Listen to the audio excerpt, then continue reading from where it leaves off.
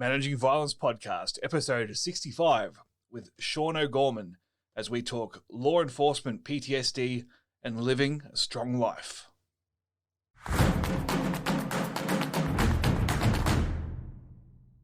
You don't do paperwork. You don't do any of the bullshit parts of policing that are really frustrating. You just do all the fun stuff. So, you know, my normal week or shift would be, violent robberies, car pursuits, fights, chasing people with guns through the bush in the middle of the night on your own with the dog. And then when I wasn't doing that, I would go to, violent domestics, anything that I could try and add some value and help people. That's why I joined the police.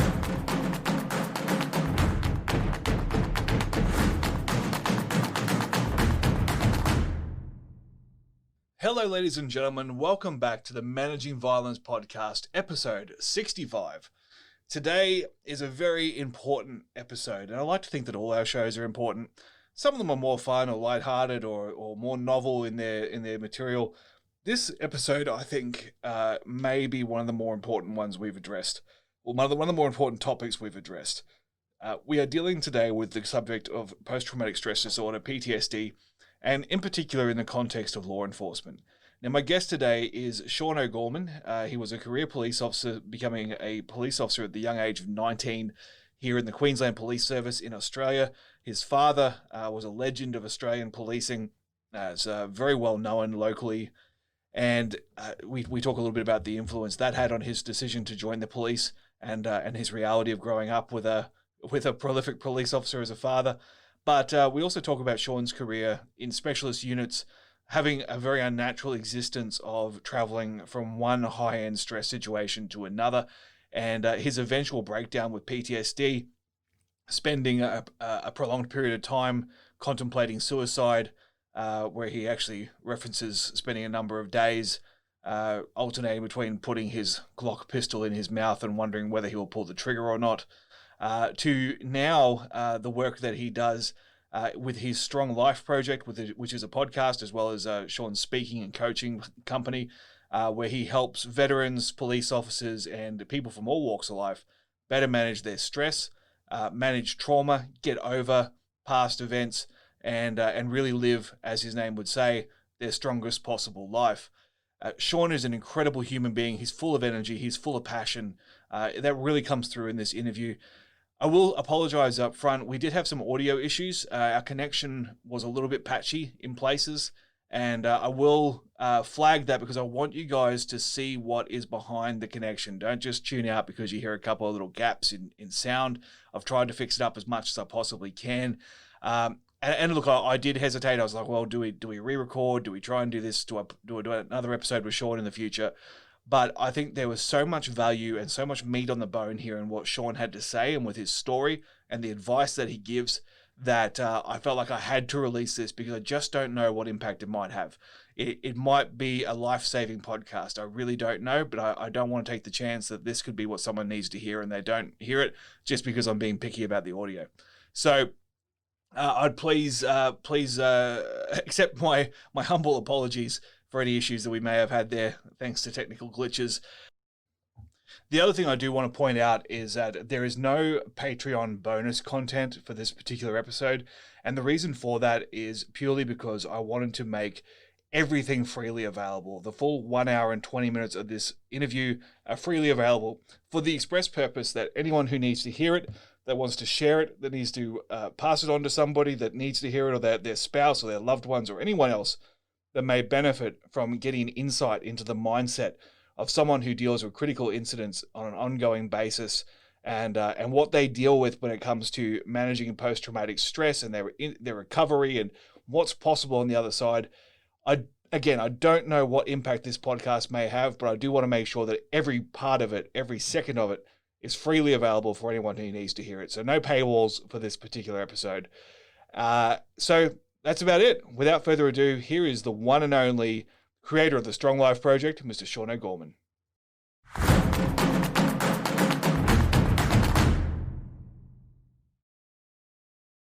All right, I'm joined here on the Managing Violence podcast by Shaun O'Gorman, former police officer and now the host of the Strong Life Project. Shaun, you have a hell of a story. We've been talking offline and we're covering too much good stuff, so I'm going to jump right in and let's do it for the sake of the listeners. Shaun, welcome firstly. Yeah, thanks, Joe. So happy to be on board, mate. Appreciate the invitation. Looking forward to it. Look, avid listeners of the show that follow us on social media will know I put a call out for experts in PTSD, especially from a law enforcement background. And your name got mentioned more than a handful of times. So, and we'd already been connected on LinkedIn, and I'd already seen some of your materials. So I'm a little bit embarrassed that I didn't think to contact you directly. But it's a testimony that many of our connections also ranked you highly, and I'm sure there's going to be great value in this show. Thanks, Joe. Appreciate it, mate. So I'm either good at what I do, or I've just got many people fooled, mate. This will tell by the end, I'm sure. Let's see if it's all marketing hype or not. Exactly, mate. Exactly. Yeah. So if you never hear this episode, it's because it was terrible. But yeah, that's right. I don't think that'll be the case. Shaun, look, let's dive right in, mate. Let's talk about your story. You joined the cops as a young man at 19 years of age, as many new recruits do. Let's start there. What happened? Sure, mate. So joined at 19 in 1989, the dim dark ages. My dad was a cop for 42 years. My uncle was a cop. So that was the job I really wanted to do. Like, I was just so excited about being a cop, and joined, loved it. I was a kid, thought I knew everything, and I actually realized now I knew nothing. Joined the police dog squad at 22, which was my dream since I was about 5 or 6 years old. My dad took me to an open day at the police academy, and I saw the police dog squad there, canine unit. Thought that's what I want to do. So when I did that at 22, I was like, had fulfilled my lifelong dream, as funny as that seems now. And mate, just spent 13 years from 19 to 32 just living the dream in the cops, like going to all of the most violent jobs, or the most challenging, the stuff that police love. And didn't realize at the point the impact it was having. And the role in the dog squad, for your listeners who don't understand, it's a purely first response role, normally to the most critical incidents, the most violent incidents. So we're using the German Shepherd, we're using your dog, and even that, you are on your own. You have a German Shepherd that is trained to track human scent, normally search for drugs. Marijuana was mine, and then to apprehend offenders, so for bite work. So they bite and apprehend offenders, and a great job. You don't do paperwork. You don't do any of the bullshit parts of policing that are really frustrating. You just do all the fun stuff. So, my normal week or shift would be, violent robberies, car pursuits, fights, chasing people with guns through the bush in the middle of the night on your own with the dog. And then when I wasn't doing that, I would go to, violent domestics, anything that I could try and add some value and help people. That's why I joined the police. So what happened is, over a period of time, that accumulated, and I wasn't aware of the impact it was having on me mentally and emotionally. Never heard of PTSD for police, only had heard about it for Vietnam veterans, and didn't draw that link. And got to a point when I was 31, the wheels fell off, and was diagnosed with PTSD, depression, and battled suicide badly. Lay in bed 3 nights in a row with a Glock pistol in my hand at one point, and subsequently just left the police out of fear. Had 9 months on sick leave, left, felt like a coward, didn't take any money, didn't go medically unfit, didn't get any other help, and then just launched out into the world on my own. That was a bit of a disaster. Re-established myself in a career in commercial property. And my standard joke that everybody hears that has ever heard me speak is, I met more psychopaths in that than I did in the police. And Indeed. Through my own process, from 30, when I'm 32, I left. 35, my first daughter was born, and a sister when I was 38. And they changed my life. They literally turned my life around, because I was in the birthing suite with my oldest daughter, who's now 15. They handed her to me with a big long story behind that. And I broke down into tears and thought, shit, I've just got to get my life together. Went on a whole big personal development journey. Through part of that journey, somebody said to me, who was coaching me at the time, said, sort of work, I'd never considered that. And then 10 years later, now here we are, where I do, where I'm started the Strong Life Project a number of years ago. Been doing it for about 3 years full time. Work a lot with police and military, do a lot of stuff around culture and leadership for corporate, a lot of one-on-one mentoring for business owners, athletes, different people who want to go to the next level, be high performers. And generally, mate, just spend my days helping people, and I love every minute of it. And even though the PTSD and that was really dark, the back end of it now was the best thing that ever happened to me, because it forced me to change and not stay stuck in just this mediocre shit, miserable life that I'd created because of my own stupidity. Mate, in the end, that's a very short version of a very long story that puts me where I am today at 50 years of age, and a lot of learned lessons, a little bit of wisdom, a whole lot of mistakes makes me effective for others. Oh wow, that's a hell of a snapshot. There's probably about 5 shows worth of stories to pull out of those different phases. One thing I find really interesting as a behavioral science nerd, as a bit of a I guess she's an enthusiastic amateur when it comes to evolutionary psychology and so on. I look at what someone in a specialist role like you, working in the dog squad, responding almost exclusively to violent, high-threat incidents, the difference that has on your normal day-to-day life versus someone who, any one of those incidents would have been a defining moment in their lives. Normal civilians might see one major incident in their entire life, and you're seeing probably several per shift. How that impacts how you view the rest of the world when you're not on duty, and then as you mentioned, you're leaving the police at 32, still a young man, and then trying to adapt to this world where things aren't so critical every day. It's quite interesting, and there's so many things I want to unpack there. One of the things you said is that all the cool stuff that police love, these are supposed to be traumatic, life-changing, terrible events. Yeah. I can relate. I think it's very much the psyche of certain people that you want to be on the front line. You want to be there doing all the dangerous stuff, because why would I let someone else do it if I could do it? So I guess probably the first question I have for you there is, how did you go as you started to enter down this path of your every day you're basically facing life and death decisions? How did that influence the way you were able to build relationships with quote unquote normal people outside of the job? Yeah, mate. Really interesting. I had an advantage and disadvantage in the fact that I had 19 years of police exposure through my dad when I joined. So it was very normal for me, the policing culture. Now, mum and dad divorced when I was 12. Dad wasn't around much before that or after. He was a cop's cop. So the job was his whole life. He was the second most decorated policeman in Australia for bravery at one point. It did some phenomenal things in the police, and I love him to death. Unfortunately, his personal life has been pretty up and down. Relationships with my sister and I, even our kids, all different people, because he gave so much of himself to the job.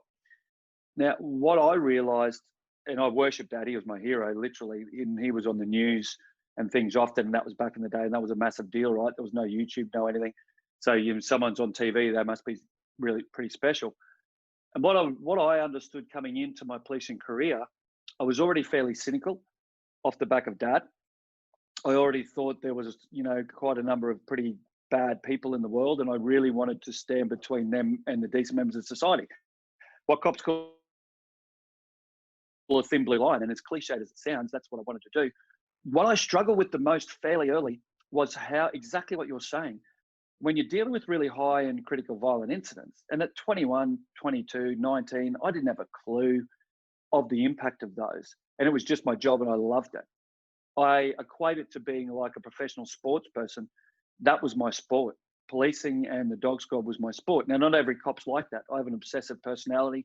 Not every person that tries to, improve themselves and get out of some difficulty ends up turning it into a career. That's sort of my extreme ADD, OCD personality. But what I understand now, mate, is I just ended up being so cynical. Everybody I met, I thought 95% of people were horrible. And I also had a level of arrogance because of the job I did, where other people's impact, things that they found stressful and difficult, I was like, are you joking? Like, you're worried about you had a car accident. And yesterday I went to 3 jobs where people nearly lost their lives, or whatever the case may be. So there comes a point where very early on, it certainly started to change my personality, where I had a very little empathy and very little consideration for normal people's problems. I was like, you just need to get over your shit, because there's a lot of other things going on. So it certainly had an impact on relationships. I struggled to deal with normal people. So I very much just, as many police soldiers do, ambos, all sorts of different people, end up socializing with just same people like that because we understand each other. And that's pretty dangerous. Yeah, it's something I noticed as a young man working. I had a job working in security in a hospital, and a lot of our personnel were ex-police. Either had retired or left the job. And one thing that we noticed as a really interesting pattern as we started talking was the number of police that either go into the job as either married or in long-term relationships, and nearly always, if that relationship deteriorates and it ends up in divorce, the rebound relationship is nearly always with either another cop, a paramedic, an ambo, or a nurse. It's the amount of correlation there was absurd, because it's just about being able to speak the same language, be able to talk about the same sort of things.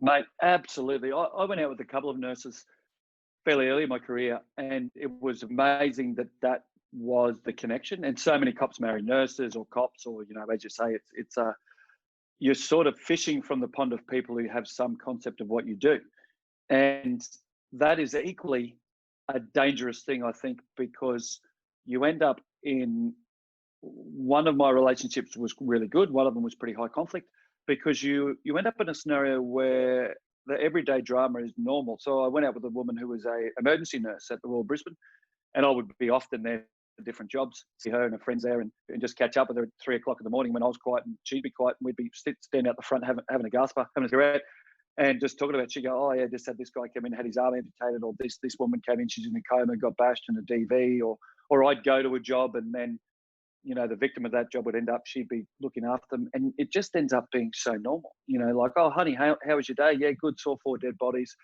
There was a kid drowned in a pool, and then somebody turned up in the emergency room with their arm missing.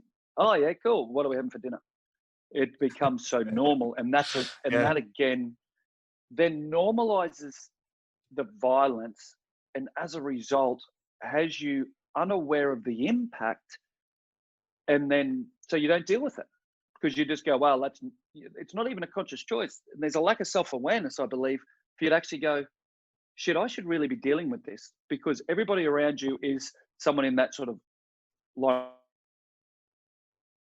things, and they appear very normal. So then, very similar to a normal person's life, you just go, oh yeah, that's just life.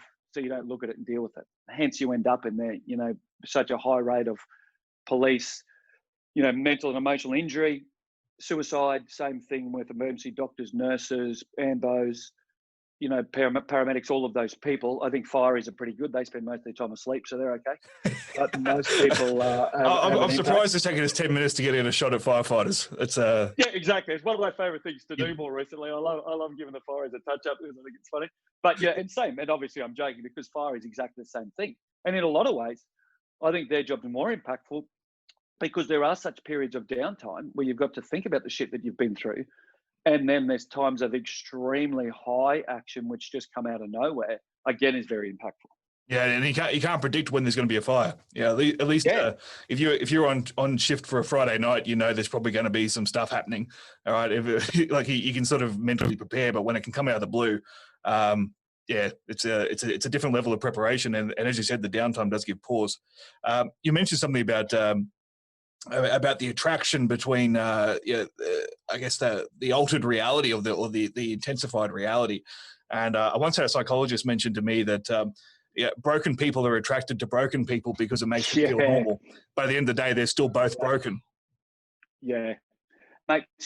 And that's where you see the dysfunction in many of the type of personalities we're talking about. In military, like soldiers are very much the same. I do a lot of work with soldiers these days, and I see exactly the same attitudes. It's quite funny funny, ironic, not funny, haha, that I see the stuff I talk about and whatever. Like I'll have soldiers, message me or email me after I present to them or whatever the case may be. And they're like, oh my God, mate, it's like you're telling my story with the same people. And I think, yeah, it's interesting because it's those personalities.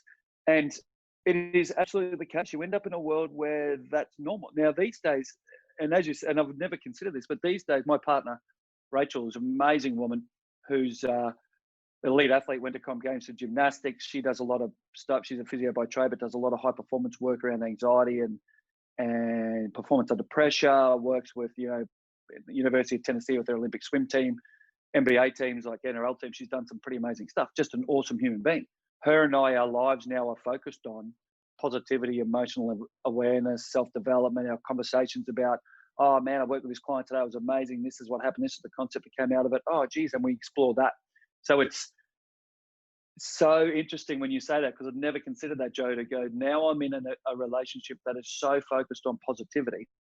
I mean, everyone has a need to talk about what they've seen. That's one of our basic social needs, is we want to be able to share our experience. And when your experience is so far from the norm, it's hard to have those conversations with unless you've got a very empathetic person who lives an otherwise normal life but can still provide the right kind of support. It's hard to find that. I was very fortunate with my wife that she has not lived anything close to what I've lived, but at the same time, she has a level of a listening skill to be able to just let me talk about it and then move on without being traumatized by it, without being worried about my safety or giving me grief about it. Certainly when I was doing more operational roles, I'm sure she had concerns, but it wasn't something that ever became an issue for me.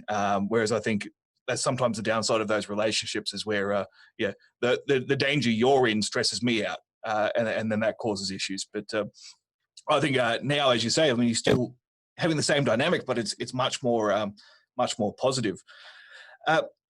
Just to drill down on, I guess, some of the violence that you were living through, just to give context for our listeners that maybe have, certainly we do have a high percentage of law enforcement listeners, but we also have a high percentage that aren't. What was a normal sort of week like for you when you're operational? Yeah, sure. But probably the best way to describe it was just, it's, anywhere from driving around at 2 a.m, bored out of my mind because there was nothing to do, talking to my dog and just hoping he didn't talk back, to Yeah. to going job to job to job of violence. Like, it might be an armed robbery, it could be just a big pub fight, domestics, a lot of sieges and firearm incidents back there because it was pre-Port Arthur, so there was no real firearm restriction. Mm-hmm. So a lot of domestics that these days where a domestic may will end up in a bladed weapon, like somebody gets stabbed or there's a knife. They were gun shops, so often would have sieges or people barricading homes with their spouse as a hostage and with a weapon. So heaps of those jobs. Then made down to very innocuous things like drink drivers that had run from RBT sites, would have taken off in their car, crashed and run into the backyards, or prowlers, or break and enters, and things that, and even that, it sort of gives you an idea. When you go break and enter, which for most people is an extremely traumatic thing, was just me going, shit, another breakers on premises job, which would be a lights and sirens job. Go there, jump out of the car, chase someone through the dark, find them. You don't know who they are. You don't know if they're armed. You don't know what they're doing, but that was mundane. And the job that to give you like the most violent job I did, the short version of a long story, was Monday night, 11 o'clock. I think 1994, two guys went out with the express purpose of suicide by police, like to be shot and killed by police, because they had been arrested for trafficking narcotics and didn't want to go to jail, essentially. We didn't know any of this, of course. The detectives went to pull them up after they ran a red light, which is a miracle because detectives at Liston don't pull up cars. And and these guys just opened up on them with a rifle and shot out the side window and back window of the police car as they're chasing him. So it all gets pretty hectic pretty quick. Fast forward to, I'm a distance away, I get to the chase, and was through New Farm and Fortitude Valley, so highly populated part of Brisbane. And they are chasing them along Brunswick Street, heading towards a pedestrian mall, 11 o'clock Monday night. I'm coming the opposite way. And as I pull up, I was going to ram their vehicle. They're going way too quick. They're in a twin cab 4 drive. As they go past me, they fire 3 shots with a 243 rifle at me from, the width of a street. I'm on one side, they're on the other. They miss me. I'm terrified but furious. Do a U-turn. There's 7 police cars in that chase. By the time I end up overtaking 6 of them and get to the second car in the chase, and I'm trying to overtake the first police car to ram these guys off the road, and they're firing shots back. There was 24 or 25 rounds in the vehicle in front of me, and one of the rounds went through the windscreen, took out the headrest where the passenger was sitting, but luckily they had ducked down, like into the footwell, and were looking over the dashboard, calling the chase. These guys crashed the vehicle on the mall, and I was on foot. The first police car got through as a big light pole fell. My vehicle I tried to drive over it, got caught up on it. I jumped out, so I'm on foot with my pistol. The two other cops in the vehicle, male and female, are driving down the mall. The baddies are running down the mall with a rifle, and all the other police couldn't get to us because the road was the road was blocked. So we chased down around the corner with these two guys, get to a point where they're running away from us with the rifle, kept pointing it at me. I'm trying to take cover. I'm trying to shoot, line them up to take a shot at them, but there's people in the background. It was just really a pretty hectic scenario. And in the end, mate, they ran around the corner and took, first bloke put the gun in his mouth, pulled the trigger, shot himself meters from me. Second guy, I'm walking in on the second guy with my pistol, screaming at him to put the gun down. I won't use the language I was using for your listeners, but you can imagine it's pretty full on. And then he picked up the gun, put it in his mouth, shot himself. Same thing. So that obviously, pretty extreme job. Now, that had a huge effect on me, which I didn't understand at the time. I just went into the same thing that all cops do and thought, no, it's just another job, it's fine. We went through walkthroughs, did everything else. Now, that was the best, in inverted commas, job I did. But the propensity for that sort of stuff was there all the time. It didn't happen a lot, but there was a lot of police being injured, violence, guns being pulled on us. People have tried to stab me. Probably 2 or 3 or 4 fistfights a week where I was actually punching on with offenders and, choking them unconscious or handcuffing them, and, dogs biting people, and it's just high levels of conflict constantly. And it just became normal. So for a normal person, and you alluded to it earlier, Joe, I say to police all the time now when I talk to them, you see more in 8 hours than most people see their whole life. And we don't appreciate that. And to manage that impact, you need to be able to understand as a police officer, and cops are like everybody else, right? Australian culture is don't talk yourself up. So police, they downplay what they do, and then they very much minimize their impacts because they don't want to be seen as weak. So what happens then is all of those things start to accumulate and they stack on top of each other. And before you know it, you're in the hole and you just don't know how to get out of it. So they're self-medicating, relationships destroyed, kids estranged, and then they just live their whole lives like that until they die prematurely because of cancer or some other stress-induced and related result.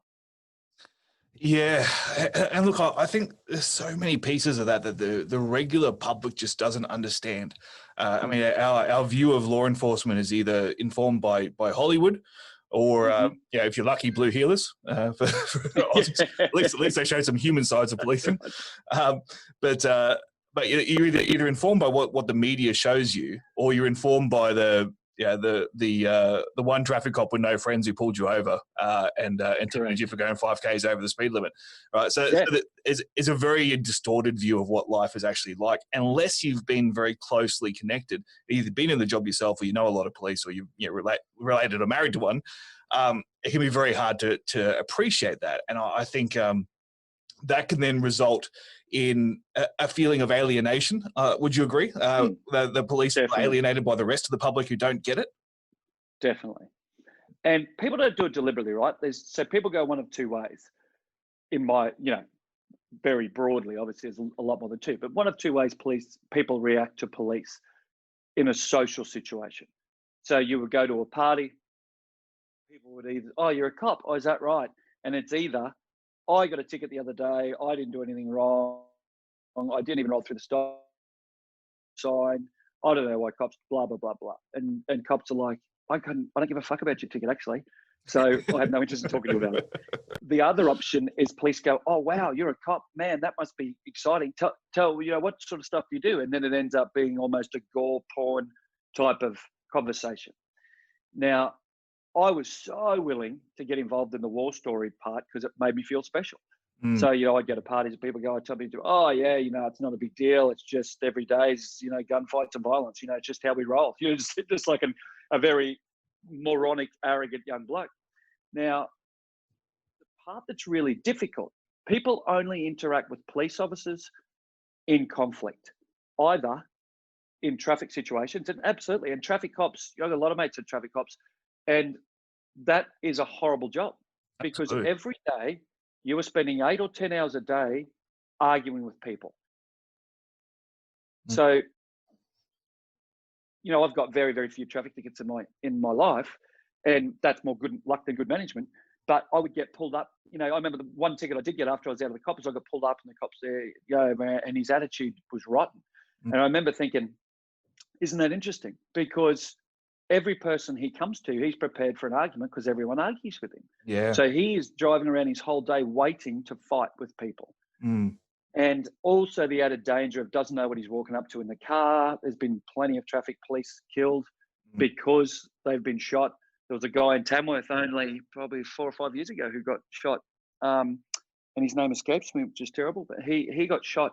Steve Rickson, I think his name was, and pulled up with a car, and there was a couple of druggies, and they shot him, and he died because of a traffic incident. Yeah. So there's a whole lot of stuff traffic police have. So they are a very often pretty jaded group. And then the only other time people see police is when they're in major conflict, domestics, break and enters, car accidents, when they've been involved in some sort of trauma as a victim or as a perpetrator. So then again, how do you go to a domestic situation when you're going to take one of the people away and put them in custody, or at least put them into a court system and have a positive outcome? No one's coming out of that happy. They just wish that didn't happen. So no matter what the police do, chances are neither person's going to be satisfied. So they will again have a less than positive experience with the police officers. And then again, you go into cops, the longer in the job, the more jaded they are, the more every domestic's just another pain in the ass because it's a massive paperwork and different things. So they go into it going, oh God, not understanding, and this is where police fall down and we don't teach them enough. Every interaction you have with a police officer for the victim or the person involved may well be the only thing they ever have to do with police, and one of the most impactful things they're ever in their life. Yet for me, as a cop and every other police officer out there, you might have gone to 5 of those incidents that night. Yeah. So on a full moon, Sunday night, Christmas, one of these special occasions, state of origin night, Queensland and New South Wales, like if it's full moon, state of origin, guaranteed there'll be 1 million domestics. Yep. So you might go to 5 domestics in 3 hours. And for me, especially because I didn't do the paperwork, I would just go hit the job, back up the uniform crew, get it under control, whether that's minimize violence, separate them, whatever, fight someone, handcuff them, have them in the car. When it's all sorted, the investigating police would then go and spend hours doing paperwork. I get back in the car, book on, back on the radio, yep, back on, ready to roll. And then the next radio call, any unit, go to this job, code 2, lights and sirens. And I'm like, yep, I'll go to that one. And because I loved it. Yeah. So it literally becomes every job's just, it's just a faceless, rotating merry-go-round of people in trauma that just gets to be what you do. And hence why we lose our empathy. And I didn't lose my empathy and emotional connection to victims, which is what ended up really causing me grief later on. I didn't learn how to shut it off. So every job I went to had a pretty significant impact because I care about people. So you've either got cops who are very jaded and broken, or they don't give a shit because they've learned to turn their emotions off and become robots. So the police interaction with them in any scenario isn't great. Yeah. Yeah. I think everything you're saying there is so important, I guess, for regular people to understand, and also for police to understand that what you're being asked to do is not normal. And I think it's very, very easy. I mean, whatever your lived experience is, whatever your day-to-day is, that becomes normal for you. And everyone else who deviates from that is wrong, or is living a sugar-coated, sheltered part of life, and therefore absolutely they're the problem because they don't understand what reality is. Yes. Whereas realistically, if you could step back and look objectively, you go, actually, I'm being put in this really artificial circumstance where I'm dealing with 99% of the world's monsters so that they can be sheltered. But neither one of us is actually getting a real glimpse of what reality is, because that's just how things are organized. And it's interesting, Joe, there's a thing that I remember vividly. There's two quick things. Not that many of my stories are quick, but there's two quick things that I remember driving through through New Farm one day in Brisbane, inner city suburb. And I remember a father with his daughter, and it was before I had kids. And there was his young daughter's probably 3 or 4. And he's walked along, beautiful young girl. He's holding her hand. These days I'd be like, oh, that's so beautiful, that dad. And his daughter, that's so loving. Back then, my thought process was, I wonder if he's abusing her, because that was my reality, that I only dealt with the worst of society. So I thought society was what I dealt with. And then recently, only probably a couple of years ago, I was sitting at a coffee shop in a Brisbane suburb, and the PSRT, our riot squad, I think they're the CIRT in Melbourne, but the riot squad boys turned up, and 4 of them got out of a Land Cruiser, fully kitted up with, all looked like stormtroopers. And I was sitting with a young woman who's a firefighter, who's an ex-cop, who's a friend of mine. We were just having a coffee. These guys walked past. One of them used to work with her. Goes, hey, how you going? Good to see you, Amy. How's things? Yeah, really good. Whatever his name was, Billy. Can't remember his name. 3 of them walked. As they walked, the 4 of them walked across the street. I'm looking at them. They got their baseball caps on, sunnies. They're all big guys, and they've just got this, don't fucking talk to me attitude. And they're not taught to be emotionally connected to people, and you shut that off. As they walk past, they go in the cafe. He orders his coffee, comes back, stands and talks to her. We're sitting at a table. She goes, oh, this is a friend of mine, Shaun. He goes, yeah, g'day, mate. And then brushes me. So for probably 5 minutes, they're chatting away, and he's super engaged with her, and just, it's like I didn't exist. Then she says, oh, Shaun used to be in the job, which is code for you to be a cop, right? Yep. Shaun used to be in the job. He turns to me and goes, oh, mate, and lit up. Oh, mate, where were you in the job? And I said, oh, mate, years ago, I was in the dog squad. He goes, oh, shit, I remember you. Blah, blah, blah, blah, blah. He goes, oh, you do stress stuff now. And I said, yeah, that's right, mate. Oh, mate, how good's that? And we had this big chat like he was my long-lost brother. Yeah. And it was so interesting. And as he was ignoring me, talking to her, I was looking at the other 3 guys. They moved away from the other people in the coffee shop. They were standing on one side waiting. They had sunnies on, caps. They had their arms folded, and they're all standing talking to each other with their scowl on, which I still have on my face. It's literally, trained that way now after so many years. And my partner will often say to me, we'll go walking or something, training. We walk on the Brisbane River, and we'll wear a weight vest and a baseball cap and sunnies. And she goes, you look really mean. And I go, oh, I've got a beard and whatever else, because it's just how I look. That was part of the police stuff, because you're constantly frowning because you're literally seeing shit. And I looked at that and thought, holy shit. A light went on for me, because I thought, here, I'm looking at these guys going, could you be angrier? So I don't want to go near them. If I'm a member of the public, even as an ex-cop who has a lot in common with them, I don't want to go and talk to them, because I'm intimidated that they'll think I'm an idiot or whatever the case may be, let alone a normal member of the public who may well want to walk up to them and go, thank you for what you do. They're not going to do that, because the energy and the vibe the cops are giving is, don't fucking talk to me. Now, the cops are there thinking, and it's all chicken and the egg, if people approach me, it's someone whinging about something cops haven't done, traffic tickets, some other bullshit, or they're going to come up and go, hey, do you know my cousin Michael? He's a policeman. And you're like, oh, Jesus. Like, what a cookie? Yeah, no. Like, I don't want to listen to your shit. So it just goes round and round in circles. So the public are like, cops are unapproachable, they're all assholes. Cops are like, the public are all morons, because they only come and talk to me about stupid things. Because somebody who is more of a pain in the ass personality is more likely to come bounding up, senseless to the impact of things around them, and go, oh, hi, and talk to police. And they're going to be the people that are the pain in the ass. Yeah, yeah. 95% of really decent people aren't going to talk to cops, because they're going to be too either intimidated, or they'll feel a bit insecure, or they'll just be like, well, why would I approach them? They seem like assholes. So the void just gets wider and wider. Yeah. I distinctly remember, I think I was maybe like 20 or 21 or something. I was driving home after a night shift. I was working as a bouncer, and I had done I'd done a bunch of day shifts and night shifts back to back. I had bugger all sleep for a couple of days.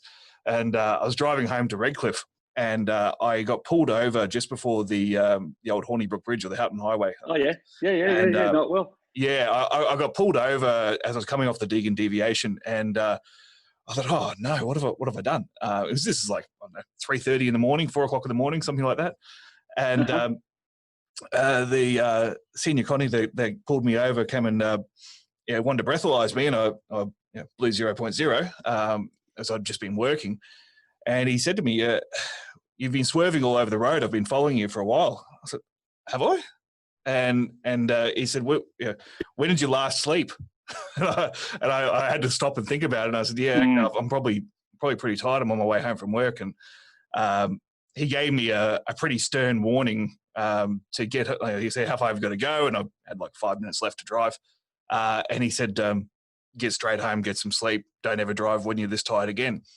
And it gave me such a hit of adrenaline that I was wide awake the rest of the drive. Yeah, for sure. But a couple of days later, I was thinking about it, and I thought, geez, I was about to enter onto a bridge. I was swerving all over the road. Had no idea that I'd even been doing it. Had no idea I'd obviously been having micro naps the whole time. So actually, the next time I found myself near the Sandgate police station where I knew he was based, I went over and asked for him, and he was there, and he came out with this look on his face like he was ready for a conflict. Like I was going to come and to 100% to whinge about something. He's probably thinking to himself already, I gave this bloke a warning and he's still going to come back and whinge about it. And I just thanked him. I said, look, I just wanted to thank you because you might have saved my life. I don't know. Awesome. And he was really taken aback by it. I could tell he couldn't really figure out how to process it. So he kind of just nodded and said, oh, yep, no worries. And that was it. But you know what? Like, you think about those sort of interactions that are fairly trivial, but you don't know the impact they have. And when I've been talking to traffic cops in the past, and I tend to tease them a little bit because I had a mate who's a copper tell me that the only reason people join traffic is because no one else wants to sit in the car with them. But look, it might seem trivial to get a fine for talking on your mobile phone, but they haven't pulled a body out of a car a child out of a car because the parent was on the phone. I have. And it adds context. Anyway, back to your story. I just wanted to move things along here. We talked about accepting things as normal. So I think sometimes the challenge is you don't always notice the symptoms that you're not behaving normally anymore because that is just normal for you. If you look back objectively on the other side of this, where do you start seeing the symptoms of PTSD or not processing the stress properly? Yeah, sure. But very interesting. I was talking about this. I was with a group of Australian Federal Police yesterday, and I was talking about this. I said it was amazing to me when I look back at 21. My mum, so mum and dad divorced. Mum obviously was, married dad when I think they must have been together when he was already a cop, but they knew each other before that. They grew up together. So mum, when I was 21, so I've been in the job 2 years, one day said to me, oh, honey, I'm worried about you. I said, what are you worried about? She goes, I think the police is changing you. And I said, what do you mean? She goes, well, you just seem angrier and, blah, blah, blah. And I said, well, of course I'm fucking angry. You don't see the idiots I deal with every day, And there was almost, to me, a sense of pride in that, to go, and of course the job changes you because that's what you do. Now, at that early stage, my mum had seen an impact. Now, is that the start of PTSD? Maybe, maybe not. I believe, and it's a little solo, but I believe, people have predisposition to mental injury or mental illness the same way that some people have predisposition to cancer or diabetes. It's a genetic thing. It's a situational thing. So my family are extremely healthy physically, but, my nana was brought up in a orphanage. My pop went to World War II for 5 years in Papua New Guinea and came back an alcoholic. Dad grew up with 15 brothers and sisters. Mum had the good Irish Catholic upbringing, similar. So there's a whole lot of, generational trauma and whatever. So I look at my uncles and aunties and go, I think there's a whole lot of different, predisposition to depressions and different things. Just my opinion, but I certainly look at it with my sister and I, my cousins, people that I've spoken to, they go, oh yeah, absolutely. I see it more so in our family than others. But we have no cancer. We don't have any heart disease or heart attacks or different things. So did it start for me? Maybe back then, for sure. Nobody I ever talked to as a police officer when I say to them, put your hand up if you are the same human being who walked through the gates of whatever police academy you attended however many years ago. And not one of them puts a hand up, because of course the job changes you. Mm. Then you have to look and go, is it positive or negative? A whole lot of it's positive. But the negative aspects, definitely. When I look back with hindsight, certainly that job when I was 24, that shooting, definitely changed me. I was more hypervigilant and aware. I was less tolerant. I was angrier. I had immense, what was anxiety, which I wouldn't have realized. I had developed a sense of social anxiety where I had being like, once I was at a place, I was fine. But to walk into a wedding, a party, whatever, if I wasn't working, was really challenging. When I was working, it was no issue because I had, like, I was a cop, I had a uniform. That gave me the sense of reason to be there. When I would walk into a social environment, hence why I drank alcohol. I never really drank alcohol before I joined the cops, but then it became like I was an Olympic athlete and that was my sport. That, we drink so heavily. And so I'd go to a party, I'd have 2 or 3 beers, then I lose all my inhibitions, and next minute I'm the center of attention. Because that was just my dealing with that insecurity and anxiety, I reckon, in hindsight. I can see it very, very early in my career there was a change. And also I look at it and go, the reality of having been around policing with my dad for 19 years pre the job and loving it,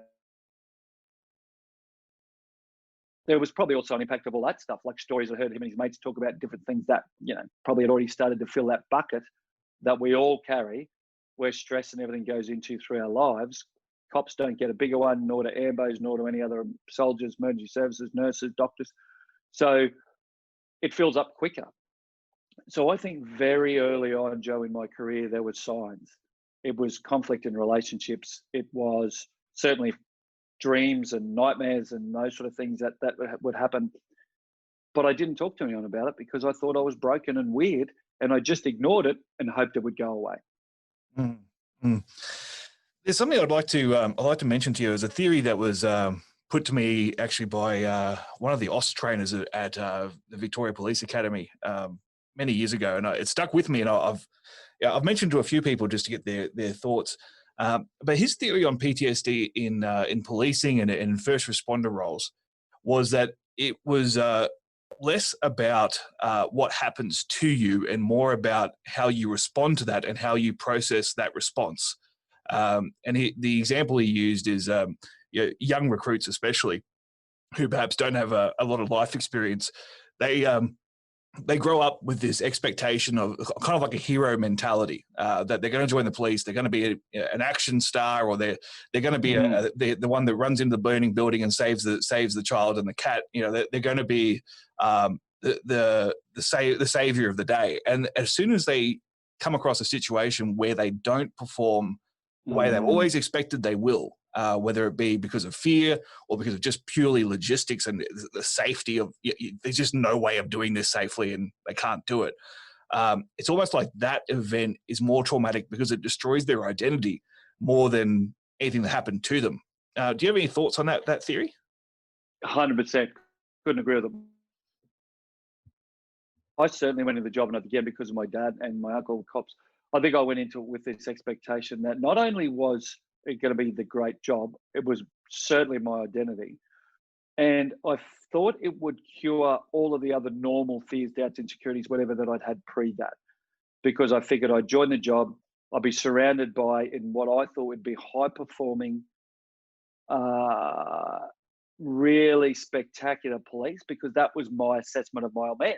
And even these, like, he's been out of police 15 years, and cops come up to me and go, "Oh, Bluey's a legend. He's the best bloke I've ever met. Oh, he's amazing. He did this and this and this." And he was, absolutely. So I had a different, probably an unrealistic expectation of what a cop was. But what you say is so true. I went into it going, yeah, it's about, strapping on a firearm and going and being a hero. It's going, and that's the stuff that I really wanted to do. And exactly right, what you said is so true, because we go in very naively. Nobody talks back then, and we're starting to handle it a lot better now, but I'm still, even with PTSD and things now. I was talking to 2 police psychologists yesterday from the Federal Police, and I said, I'm of the opinion that we're in a scenario now where we're doing awareness to death. 5 years ago, talking about awareness for PTSD was great. Now there needs to be education and strategies. Everybody freaking knows it exists. We don't need awareness of it anymore. Now we need to be educating people how to deal with it. And that never happened in my era.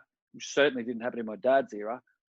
But the problem then, when you have that identity around saving people, and it's an ego thing as well, and you feel special, and you want to be someone who does things other people can't do, then you end up in that scenario where you are constantly disappointed because there's no positive outcome to those situations.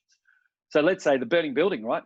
You run into a burning building and save 2 kids and a cat and everything else. The family still lost its whole freaking house. Yeah. So it's still a massive impact. Mm. You go to a domestic and you save, in inverted commas, a woman and kids from a violent man or vice versa. That's great, but it's still not positive because they've still been severely impacted. Mm. So you feel like, and I talk to young cops now all the time. I've got a young couple that are 32 and 30 who are very close to me that I've met in recent years doing this work. And he's a great young bloke. She's an amazing young woman. She's a detective. He's in uniform. They've actually started a group for police, like to go do some fitness stuff together about positive mental health called Cop Fit. Awesome, awesome people.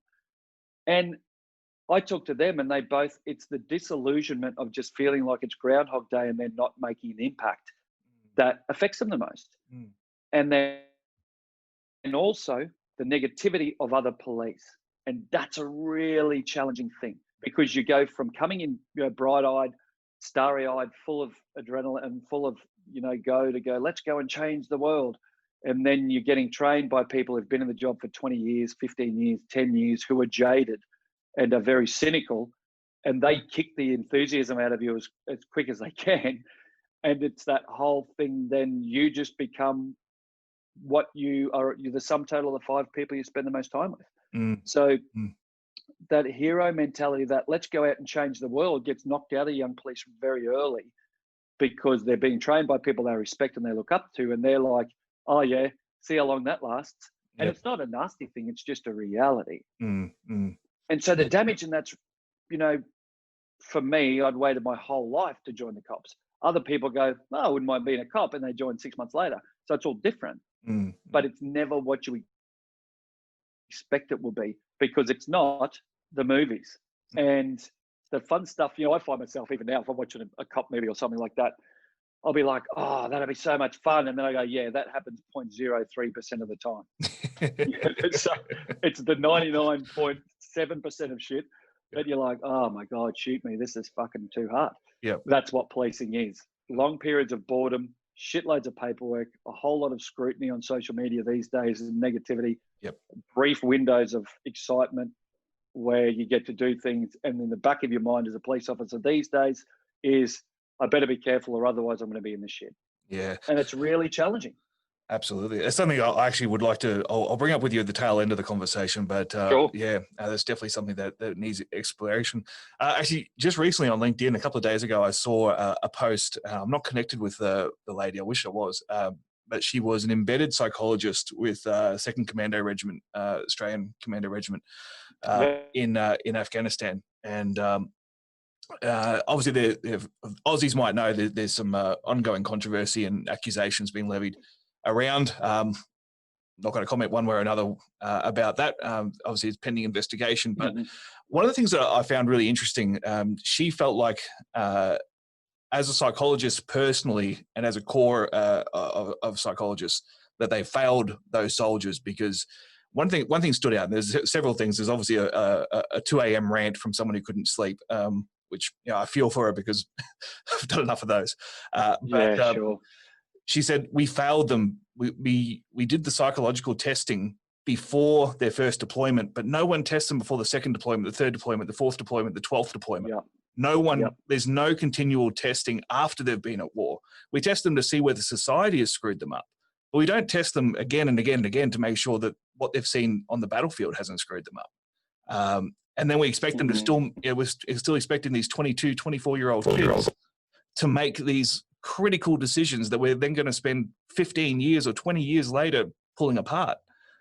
when we've given them no psychological support to be able to make those decisions, and then potentially after they've come back, then try and destroy their professional lives that they've tried to rehabilitate. Absolutely. And I thought, man, that is so profound, and I really hope more people hear that viewpoint, because I think, just like policing, we're asking people to do extraordinary things, sometimes with less resources than they need, and then holding them to account 10 years later with the benefit of hindsight from someone who was never there and has never lived it. Oh, mate, absolutely. Yeah, it drives me crazy, and I haven't even lived it. And, mate, it's one of those things, Joe, that I look, as I said, I deal with a lot of soldiers, and I've got a couple of really good mates who are ex-tactical police who've done a lot with vets like special forces, and I have these conversations with them often, and I go, I don't understand what it's like to be a special forces soldier. I wasn't a trained special weapons police. I didn't go through selection. I worked a lot with our CERT team, like your Victoria's SOGs, like SWAT teams, and loved it. And we give these alpha personalities of all different types. We give a predominantly young men in special forces, for instance, but young men and women that go to combat, we teach them at a very young age to kill for our country. And then we send them overseas. They go into impossible scenarios, even more so than police, I believe, because at least here, everybody knows what the rules are. Criminals don't abide by them, but everyone knows what the rules are. And it's still very challenging here. But at least when I'm policing, I understand the geography, I understand the local custom and culture. I live in it, so I get it. Let's say you go to Afghanistan, you go to Iraq. There are so many different factions within whatever tribal society they're living in, whatever the religious sect is, whatever the particular geographical location. And these young men and women are sent over and are meant to deal with these people. Like you talk about the Taliban in Afghanistan, for instance, and I know nothing about it from personal experience, only what I've seen and read. But they embed themselves amongst normal people, pretend to be normal people, and then attack soldiers and kill them. So the soldiers, like the traffic cop who every time he pulls up a car doesn't know what he's going into and expects to fight, those soldiers have to go into these villages expecting that the 6-year-old kid that's walking up to them to hand them a flower might have a suicide vest on trying to kill them. Impossible things to deal with. And then soldiers, not robots, they're human beings. They have one of their own killed. Something else happens. They have a want for vengeance. Very understandable. They go out on patrol to find someone. They overreact. They misinterpret information. Something happens and someone gets killed. Albeit tragic, it's understandable because you cannot send these people into these scenarios of extreme violence. There's no rules of engagement from the opposite side. Only rules of engagement from one side. And of course, that has to be the case. But then they make mistakes. And mistakes might even not be the right word. They make judgment calls because who's to determine it's a mistake? And then we bring it back for lawyers and academics to pore over for years a situation that a soldier or a police officer makes in seconds, if not point of seconds. And we pore over it and pull it apart and then judge them for that. And then want to bring criminal proceeding against them and different things. I think it's absolutely abhorrent that we treat our returned servicemen and women like that. My opinion of it is, of course, we need to understand what happens. But what I would rather see is we look at how it occurs. We look at where we failed those people in their training, in whatever the psychological assessment, as that psychologist talked about, and then we do better. Instead of demonizing that person or persons to cover our ass so nobody judges us as Department of Defence, Australian military, policing organisation, whatever, as lacking. So we hang out the people to dry that, and it's like the old few good men. You want me on that wall, you need me on that wall, but you're going to question the way that I do it. And of course we need to, right? Because we can't just send people, police or military or whatever, but especially those two groups of people out into whatever they're going to do and with no rules. Now that's insane. That's ridiculous. But we need to understand that we are humans and we're fallible, and need to have an understanding of the emotional impact of that for soldiers and police officers, so we don't just chew these people and spit them out. Look at the level of suicide amongst veterans. It's disgusting. And my fear is what we do is we demonize these men and women, and then there's far less chance that men and women are going to put their hands up to get treated for these psychological injuries. And it's not a mental illness, it's an injury. And then we just leave them to go into their lives, and then we blame them for the shit they did 10 years ago that none of us know about. And it was actually a decade ago in the modern day, is a century ago in attitudes, which is very different. Yeah.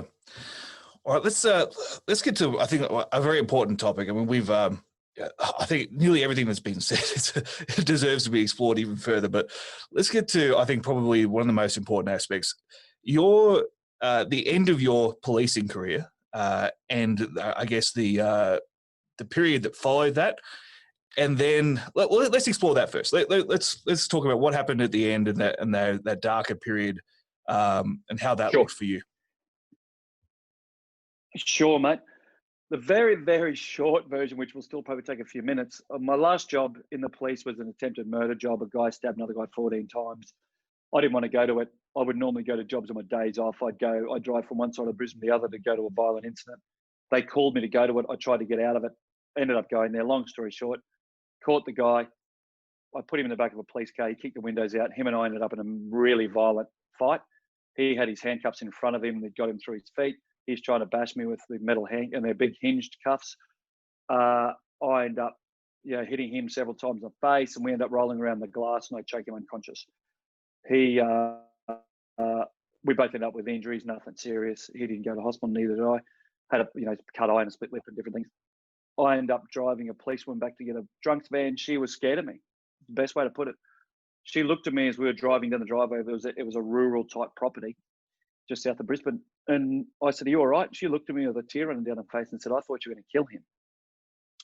And the language, what I was saying to him in that moment, he's like, "You effing see, I'll kill you." Like, "I'll kill you." Like it was really violent. She obviously had seen my reaction. Wasn't surprised by his, because he just stabbed someone 14 times. He's the offender, obviously. He's an outlaw motorcycle gang member, pretty hard guy.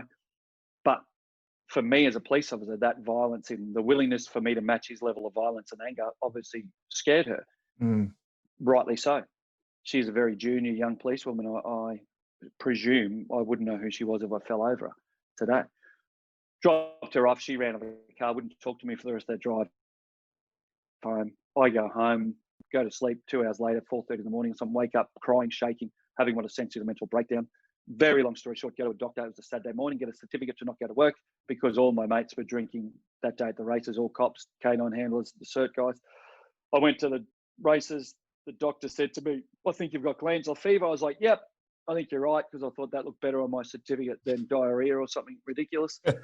And I went out and drank till 3 in the morning, which is obviously a really smart thing to do, and ended up breaking my best mate's nose in a fight with him after he had an argument with his wife, and a number of other things occurred. Wake up the next day in a horrible place. I was on 3 weeks. I went to the doctor on the Monday, I think, and he'd had the blood test back, and he said, "Mate, you got glandular fever. Shouldn't even be out of bed. The levels of where everything was at me, I shouldn't have even been walking around," was the way he described it. He goes, "I don't know how you're even vertical."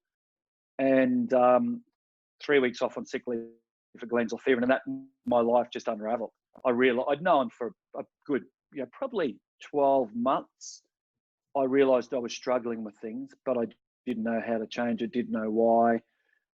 Just didn't want to be at work, hated being a police officer. When I look back, it was probably 3 or 4 years where I knew there was something wrong, but I tried, I went to a different section, the Covert and Surveillance section, for a period. I thought that would help. It didn't. Went back to the dog unit, which is where I love.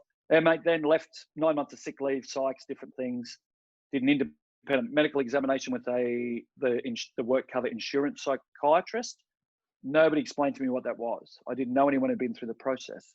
That person's job is to try and diminish my impact so they don't have to pay out money or whatever the case might be. It's an insurance process. Yeah. I didn't get that. I thought that person was there to help me. Right. That person said to me, "You're fine. I'm looking at, you can go back to work. You've been off for 9 months or 7 months or whatever it was. I think you're making this up." It was all this sort of stuff, which I just didn't understand, right? And at the time, I'm still battling suicide badly. I was on sick leave I went from sick leave at the glandular fever to stress leave, and they had forgotten to take my pistol off me, my Glock off me, because I took it home as a dog handler, which most cops don't do. That's where it came to me lying in bed with it. I'd given it back. There was a whole story behind that, with a big fight with a police psychologist and one of my bosses. Well, a big fight with one of my bosses, not the psychologist. When they came to my house, I refused to let them in, threatened to put my dog on them, and got to the point, mate, where I just got to the end and went, fuck, I am actually a coward. I have made this all up. This is all absolute bullshit. This guy's telling me that there's nothing wrong with me, and yet I can't sleep. I'm in tears most of the time. I don't want to leave the house. Like, obviously, I'm just a coward, and I don't deserve to be in this job. And I was so terrified of people finding out that I was a coward, so I just quit.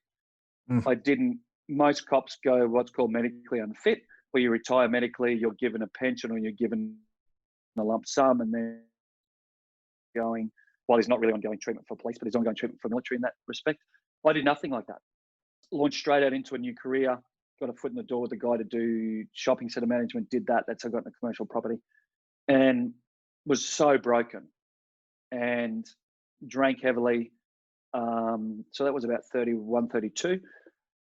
About through, knocked around with some high profile sports stars of that era in a particular place. Ended up getting, having a pretty good dalliance with cocaine and ecstasy for a period, probably 12 months or 18 months, self-medicating. And then my daughter was born. And that literally, I mentioned earlier, was a sliding door moment. And that period between 31 and 35 was horrific. And I got married at 33. So, I'm in family court now for the second time with the girl's mum, and we're having some real challenges around that. And there's a lot of anger from her, which I totally understand, because we were the perfect pattern, the same as what we talked about, the police and nurses and that conflict sort of based thing. It was a perfect pattern due to some circumstance in her life, which I won't go into for her privacy. But, even now, the conflict that we have, I think she still sees me as the guy that I was back then, which was angry. We used to fight a lot. We were both very abusive and disrespectful to each other.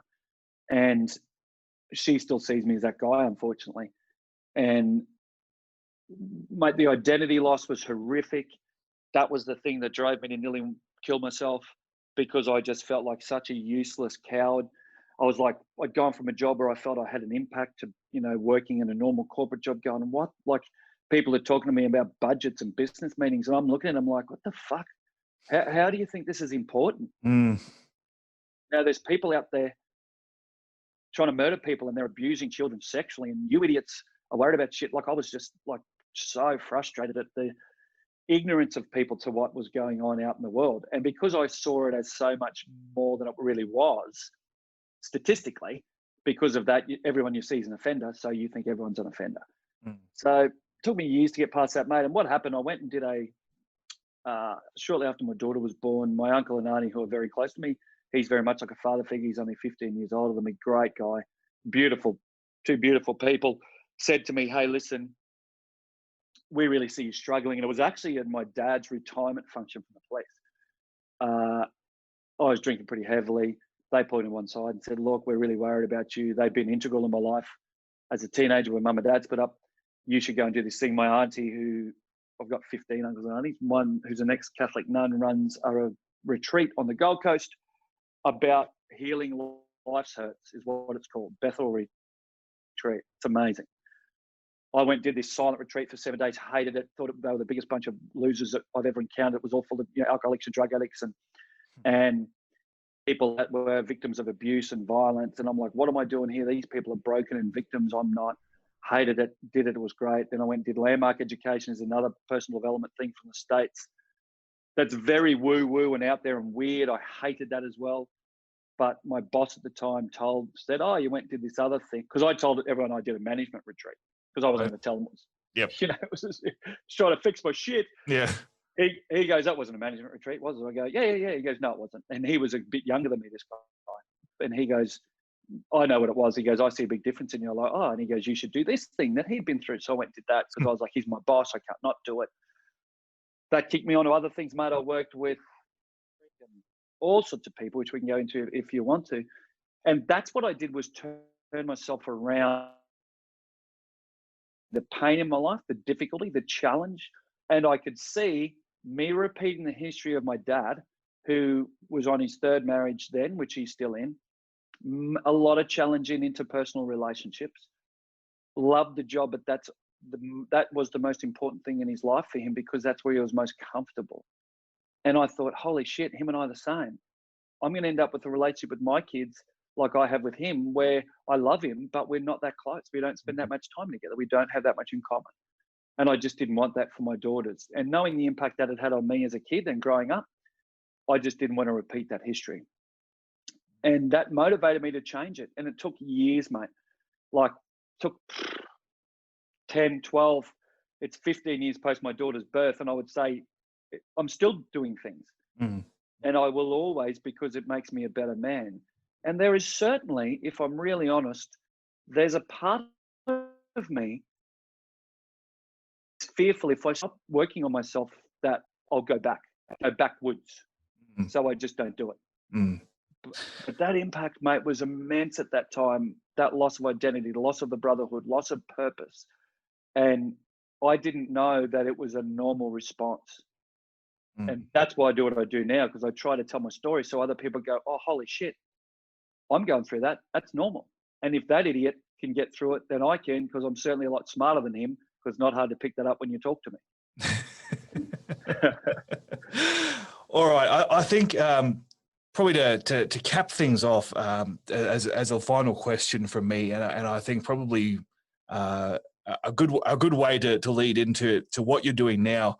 But for listeners out there who might be seeing perhaps uncomfortably too much similarity in your story, what advice do you have? What are some things that people can start doing, whether it's for themselves, whether it's for a loved one, whether it's for a spouse, whatever?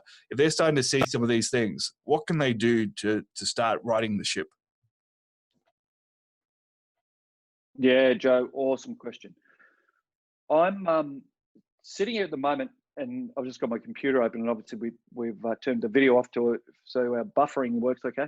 And my laptop's open on my emails, right? And the email that's at the top of the pile is this: one of the guys that I presented to yesterday, who I've known for 25 years, but haven't had a lot to do with for 15 or 20 since I left the cops. He sent me a thing and said, hey, mate, good to see you yesterday. Can you please send us that info on diet and training you mentioned? There's other things I'll touch on in a sec. It's for a friend of mine who used to be a unit, but now he's just a disgrace. Great to see you. Now, to me, that epitomizes it, right? This guy is, I won't go into detail because I don't want to identify him, but just a legend. Awesome dude.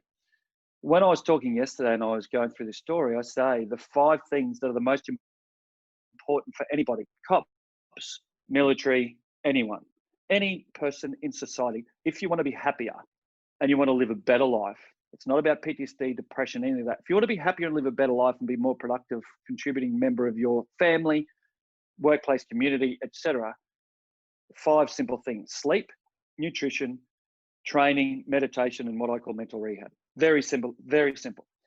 And if people want to jump on my website, send me an email, I'll send them info. If they want to do whatever, if that's the case, depending on when this goes to air, mate, I'm putting together a video series that'll be a free series of 5 or 6 videos for people that will explain these things, because these what I call life basics. It's the shit that helps you be more resilient, deal with the neurochemistry, which is what depression stress is. It's an imbalance of your neurochemicals.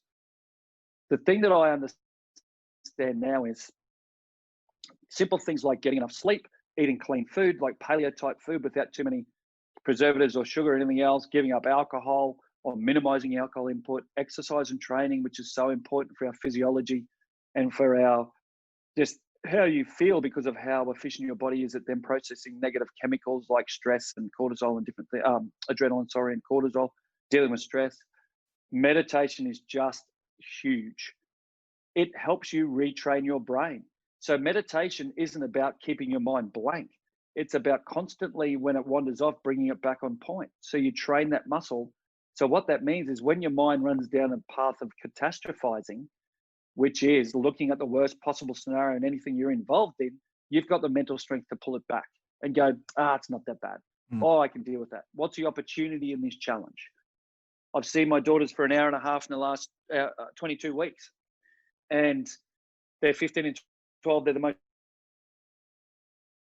age. And I'm like, that should be breaking my heart. And I am upset. but I'm dealing with it far better because the last time it happened 2.5 years ago, nearly 3 years ago, I worked through so much of that stuff to be able to understand that there's still opportunity in that for me. I text them every day, tell them how much I love them and how amazing they are. I go to their sport, which has only been the last 2 weeks. And now I'll see them for 3 hours every Sunday for the next 3 months before we're back in court. Now I could easily be angry and have hatred to their mum and all sorts of things out of that. And I go, you know what? That's part of my process. And here's the fundamental thing for people and where to start. For me in this family court process, for instance, I need to take responsibility for how I got here.